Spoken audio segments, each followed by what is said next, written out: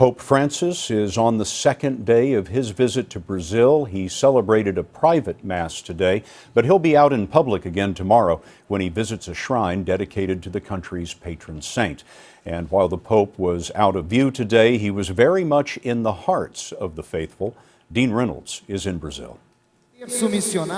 Thousands of worshipers gathered on Rio's Copacabana beach tonight for a mass in honor of Pope Francis.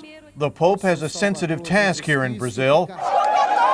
Just last month, the streets were full of demonstrations against the government, protesting general ineptitude and an indifference to the poor. There is a chance the Pope's trip here and his spiritual identification with the poor could inflame matters. Last night, outside a government palace the Pope was visiting, a renewed protest became a street battle. The shamelessness of the government has to end, said this demonstrator. Long live the struggle of the Brazilian people. Father Thomas Rosica, a Vatican broadcaster here with the Pope, acknowledged Francis and the protesters are kindred spirits.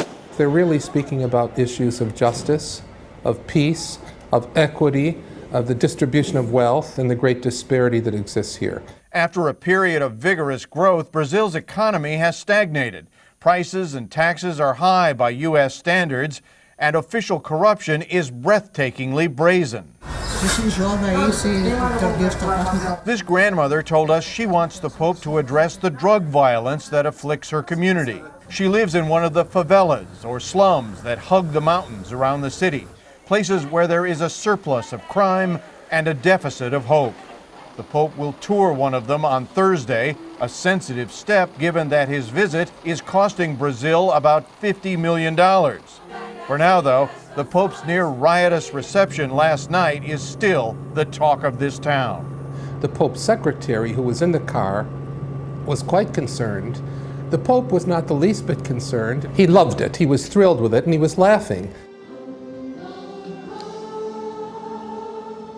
The Pope will travel about 120 miles south of here tomorrow, Scott, to the small town of Aparecida, which is home to one of the largest Catholic shrines in the world, with a seating capacity of 45,000 people. Dean Reynolds on Copacabana Beach in Rio. Dean, thanks very much.